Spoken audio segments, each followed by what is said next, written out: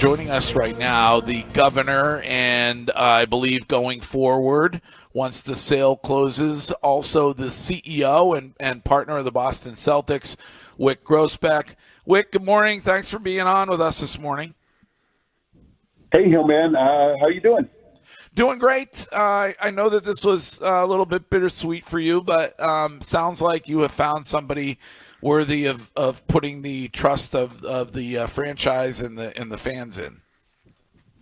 Well, that's what we think very much. I've spent a good amount of time with Bill, and I really feel great about his authentic fan credentials. I mean, he's doing this for the right reason. He's doing this because he wants to be part of the Celtics and wants to, make them, I don't know, better than when he found them. Or it's hard to do that, but trying to add some more, add another chapter to the history of the Celtics it's a tough job, but he's really up for it.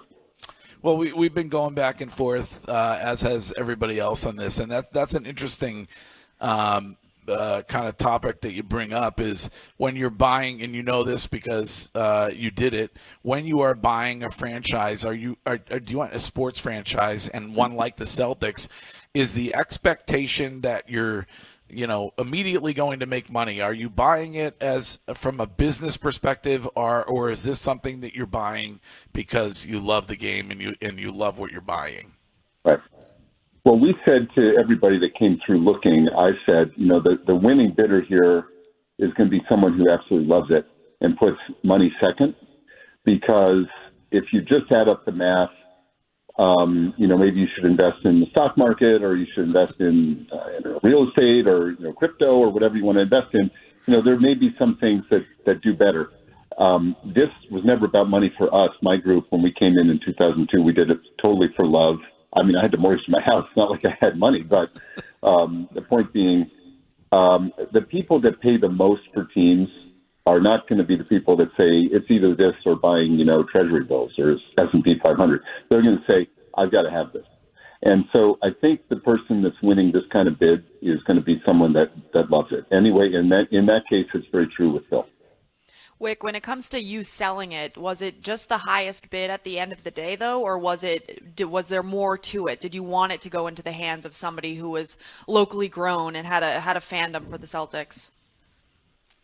Yeah, well, this was really more a family decision. There were advisors and the committee and all that stuff. I'm just going to leave it private, but it was a very straightforward and process, and and everybody had to do their best and final bids, and at the end of that day, one really stood out. So that's all I can really say about that. But it's not a personal pro or con on anybody. Everybody that was in the final group was more than qualified and would be a great owner going forward. I really mean that very sincerely.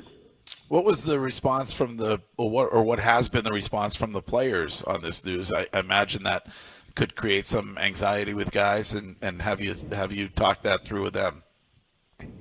Yeah, well, I talked it through back in the day, back in July and stuff like that. Talked in training camp a little bit, maybe, or over in Abu Dhabi, possibly. But they're I don't think they can speak for themselves, but it doesn't seem to me like it's upsetting anybody.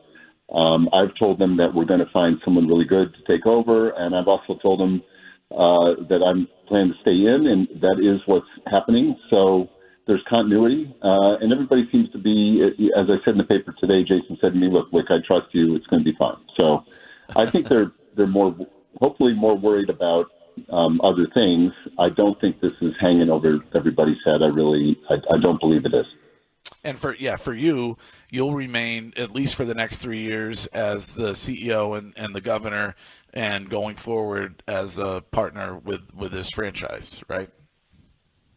Yeah, that's the way it is, and it's important that Bill and I can work together, and we are, and that's working great, and I think we both really want that to work out, and I'm optimistic about that. That's what I like doing, is kind of teaming up, and he seems to be the same way.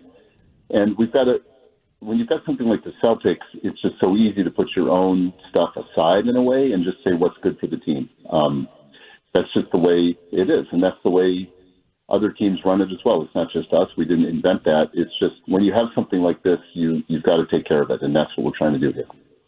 Wick, what's best for the team appears to be from the outside that inevitably you get an arena, you build an arena that is Celtics primarily, that you're able to profit off of, that you're able to utilize.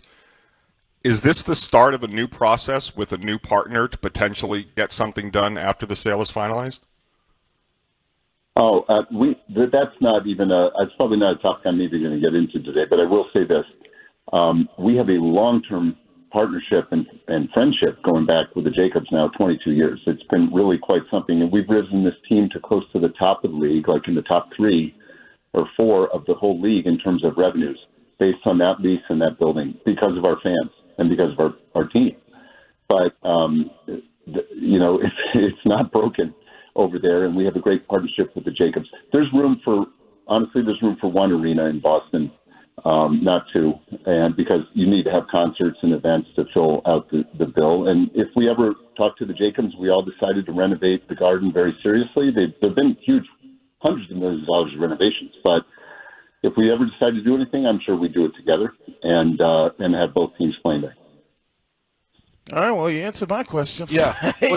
Because my biggest thing, Wick, is I've always been not really concerned. I'm like, I think a lot of fans are, is people love to see the new arenas. And, you've seen what the Clippers have done with their new arena. And I think fans just loved that element of going to games and kind of seeing some of the newer technology that comes with arenas. So Wiggy likes the bells and whistles. Yeah. Wick.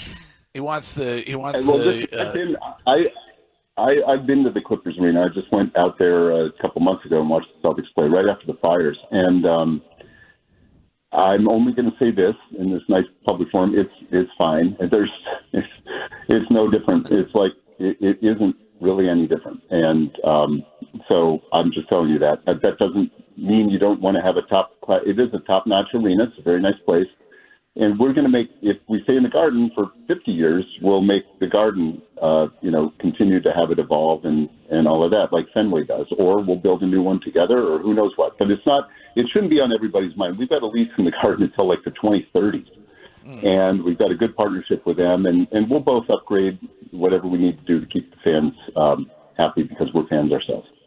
And Wick, I guess the other thing, you talked about players. I went through the sale with the Minnesota Vikings, and I feel like players did. They actually decided to sell after they signed you, if I remember correctly. Yes, but I think, for players, it seems like it's really, for them, it's really about their facilities and everything like that, and, how nice the facilities are and those type of things. And it seems like you said that, obviously you guys got that building over there in, was that Brighton or Watertown where that building is? It's in Brighton. Brighton, right. It's on the Pike. So it's on the Pike in Brighton, and that place is like the best in the entire NBA. That place there's second to none. Yeah, and I guess maybe that would be the only thing that you look at. Wiggy, they're 5 days a week there, and they're like 4 hours at the Garden. Okay. Every couple of days. Anyway, people can talk about whatever they want to. The arena's not an issue in any way, and our relationship with the TD Garden is going to continue, and we're all set. So that is the answer on that, and that's, as they say, final answer.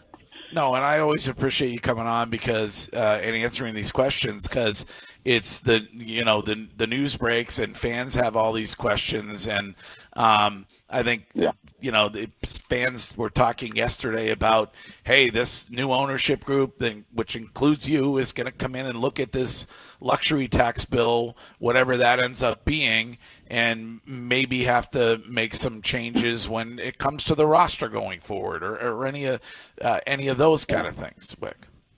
Well, let me put a pin in that balloon too. It's not the luxury tax bill; it's the basketball penalties.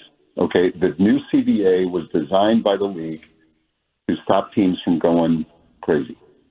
And they decided that it's not just good enough to go after the wallets, because then the fans are like, hey, find somebody who could afford to spend, whatever, $500 million a year or whatever it is.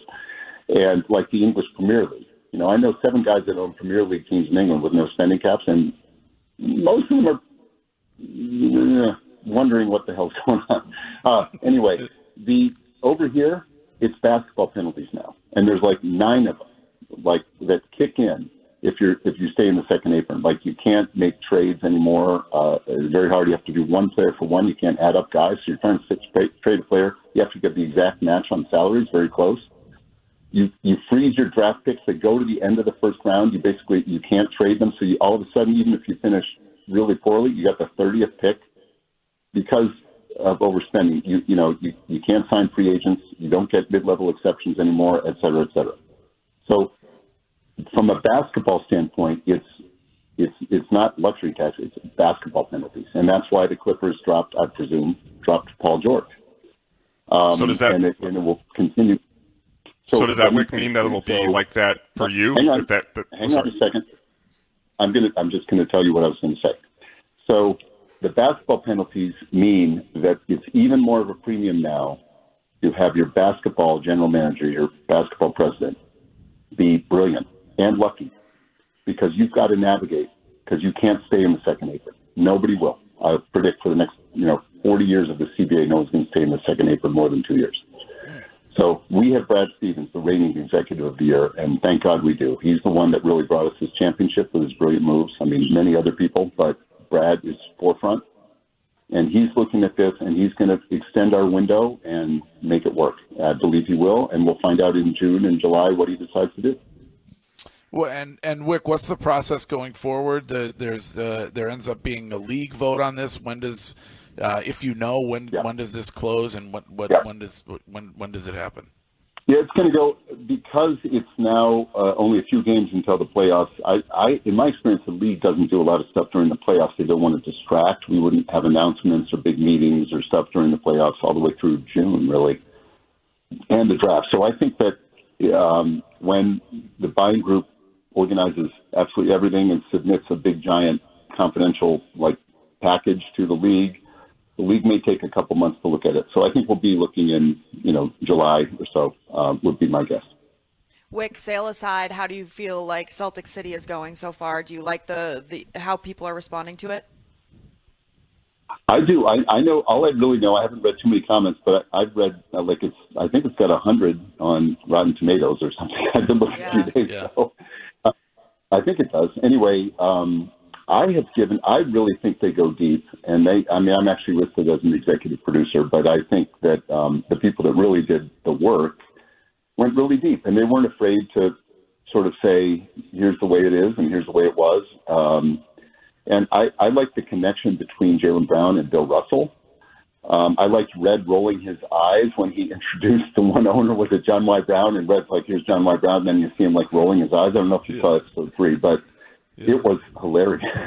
I mean, there's these things that I didn't know for sure that are coming out, and I can't wait to see episode 8 and 9, because those are the ones that we're in. So it's going to be fun.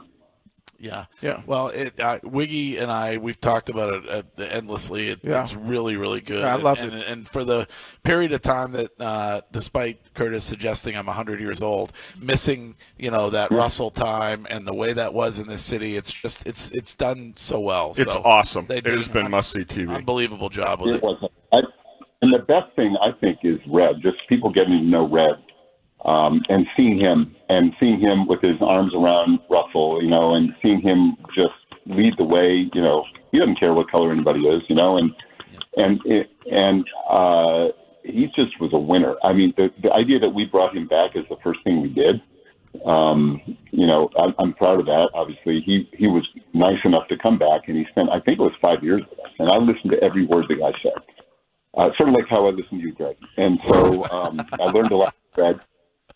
And I give him a lot of appreciation for trying to help these young guys who bought this team and didn't know what they're doing. He really tried to help us, steer us in the right direction, and he did a great job. He was the best. Well, we appreciate you taking the time this morning, and can't wait to see what happens with this new group, which you will be a part of. And I know also Rob Hale will end up being a part of this new group going forward as well. Wick, is that right?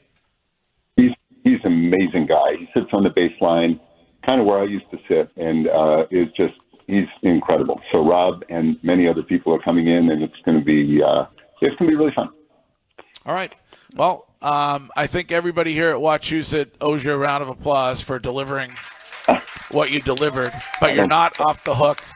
Yeah. On number 19. I just want you to know that. Keep them chips coming. I feel a huge pressure to get the third one out of our group's time, and I would love to get it this year. It'd be awesome. Hey, guys, thanks a lot. As always, you guys are great. All right. Wick Grousbeck.